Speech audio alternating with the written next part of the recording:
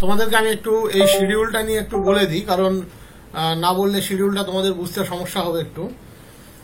এই শিডিউলটাতে অ্যাকচুয়ালি যেটা বলতে চাইছি সেটা হচ্ছে এই যে 1 মাস বাকি আছে, এই 1 মাস তোমাদের কিভাবে প্রিপারেশনটা চলবে, মানে কিভাবে আমরা ক্লাস নেব। ম্যাক্সিমাম পোর্শন সিলেবাসে তোমাদের অলরেডি কমপ্লিট, জাস্ট যে কটি পোর্শন বাকি আছে সেই কটি পোর্শন কিভাবে ক্লাস হবে সেই রূপরেখাটা আমি এখানে দিয়েছি। আমার অংশটা টমাস স্যারের অংশটা টমাস স্যার দিয়ে দেবে, আমার অংশটা আমি দিয়েছি। এখানে যে কথাটা প্রথমেই বলার, যে তোমাদের যে 150টা টেস্ট হওয়ার কথা ছিল, যার মধ্যে 16টা 60 নম্বরের টেস্ট, তার মধ্যে আমার তরফ থেকে অলরেডি সম্ভবত 56টা, আমি একবার দেখে নিই, আমি তোমাদের বলা আছে, তবু একবার দেখে নিই। আমার তরফ থেকে 59টা টেস্ট অলরেডি আপডেট করা হয়েছে, যার মধ্যে অলরেডি 5টা 60 নম্বরের টেস্ট আমি দিয়ে দিয়েছি। এখনো আমি তোমাদেরকে 26টা টেস্ট দেব, যার মধ্যে 3টে 60 নম্বরের টেস্ট থাকবে, আর বাকি 23টা 10 বা 20 যেমন আমরা নিই তেমন থাকবে। আর টমাস স্যার তোমাদেরকে অলরেডি 15টা টেস্ট দিয়েছে, যার মধ্যে একটা 60 নম্বরের টেস্ট আছে, আর বাকিগুলো 10 বা 20 নম্বরের টেস্ট আছে। উনি এখনো তোমাদেরকে 50টা টেস্ট দেবে, যার মধ্যে 7টা 60 নম্বরের টেস্ট থাকবে, আর 43টা 10 বা 20 নম্বরের টেস্ট থাকবে। এই যে টেস্টগুলো, এগুলো কিন্তু আমাদের দেওয়া টেস্ট। এই টেস্টের উত্তরের পূর্ণ রেসপন্সিবিলিটি কিন্তু আমাদের, এবং উত্তরগুলো তোমাদের রেসপেক্টিভ গ্রুপে স্টাডি ম্যাটেরিয়াল ফোল্ডারের মধ্যে দেওয়া আছে। তোমরা যারা অ্যাডমিশন নিয়েছো তারা অলরেডি দেখতে পেয়েছো।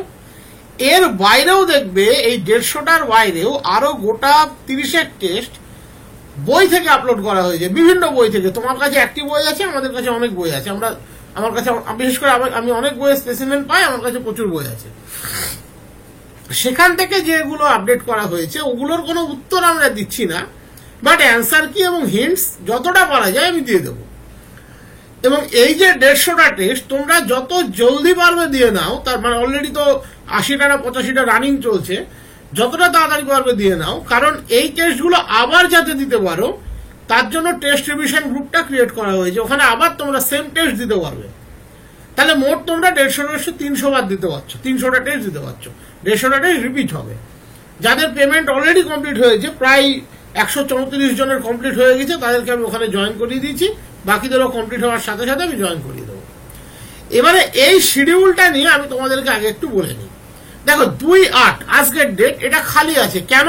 তার বিশেষ কারণ আছে, কারণ আজকের ডেটের ক্লাস এমনিতেই হচ্ছে, 9টা 5-এ শুরু হবে, তাই আজকের ডেট নিয়ে আমি কিছু লিখিনি।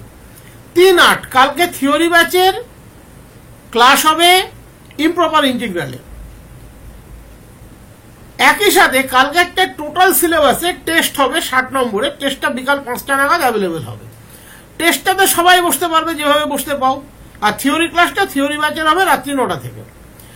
সোমবার group discussion and tangential motion, মানে যেমন আমরা প্রথমে 20 মিনিট তোমাদের সাথে ইন্টারাকশন করি সেটা হবে, তারপরে ট্যানজেনশিয়াল মোশনের উপরে একটা ক্লাস করানো হবে। এটা সকল ব্যাচ করতে পারবে, যে মক ব্যাচে আছো সেও করতে পারবে, যে থিওরিতে আছো সেও করতে পারবে, যে প্র্যাকটিস ব্যাচে আছো সেও করতে পারবে। তারপরের দিন মিসেলেনিয়াস টেস্ট আছে 10 নম্বরের, সোমবারের একটা মিসেলেনিয়াস টেস্ট আছে 10 নম্বরের।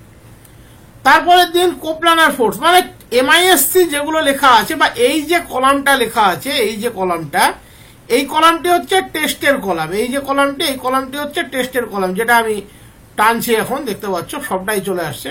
এই যে কলামটা টোটাল, যেখানে আমার মাউসের কার্সারটা ঘুরছে, এটা হলো টেস্টের কলাম। এদিকে যার যেদিন যা ক্লাস আছে, আর সামান্য যে কোনো টপিক বাদ আছে, যেমন ইমপ্রপার ইন্টিগ্রাল থিওরি ব্যাচে এই রবিবার হবে, পরের শনিবার প্র্যাকটিস ব্যাচে প্র্যাকটিসটা হবে, প্রবলেমগুলো হয়ে যাবে। অ্যাসিম্পটোট থিওরিটিক্যাল ব্যাচে তারপরে রবিবার, মানে সামনের এই রবিবার পরের রবিবার হবে, তারপরের শনিবার অ্যাসিম্পটোটের। এই সামান্য কটা জিনিস আর বাদ আছে। কোপ্লানার ফোর্স, ইমপ্রপার ইন্টিগ্রাল, কোপ্লানার ফোর্সের আগে অব্দি অংশ কমপ্লিট। কোপ্লানার ফোর্স আর 2 দিন লাগবে, কারণ এটা বড় অংশ এবং এখান থেকে প্রশ্ন আসে। গ্রুপ ডিসকাশনের সিজি সেন্টার অফ গ্র্যাভিটি ডিসকাশনের পরেই হয়ে যাবে, এটা সবাই করবে। ম্যাক্সিমাম মিনিমা, রিমান আর integration means Riemann integration, vector analysis, রিমান ইন্টিগ্রেশনের প্র্যাকটিস আর ফ্রিকশন, এই তো কটা চ্যাপ্টার বাদ আছে। বাকি রিজিড ডায়নামিক্স প্রায় যতটা অংশ থেকে প্রশ্ন আছে সেটা করে দেওয়া হয়েছে। তারপরে সামান্য ওই তোমার ডিএল এম্বার্টের রুলের পরে বাকি অংশটুকু তোমাদের প্রয়োজন নেই। ভার্চুয়াল ওয়ার্ক প্রয়োজন নেই এখানে। বাকি ফ্রিকশন, সিজি, কোপ্লানার ফোর্স মারাত্মক লেভেলে ইম্পর্টেন্ট, আমি করিয়ে দিচ্ছি। ওদিকে এমআইপিআই যা যা দরকার ছিল করে দিয়েছে, আর ডাইনামিক্সটা তো টোটাল শেষ, ডাইনামিক্সটা নিয়ে আর কিছু বলার নেই। বাকি যা যা অংশ ছিল সব কিন্তু শেষ, ওখানে আর নতুন করে কিছু নেই বা প্রয়োজন নেই। শুধু এই যে 4-5টা ডিসক্রিট অংশ বাদ আছে, এগুলো আমি করিয়ে দেবো। এর বাইরেও হয়তো আমি সময় পেলে টেস্ট দেব, এর বাইরেও, ঠিক আছে?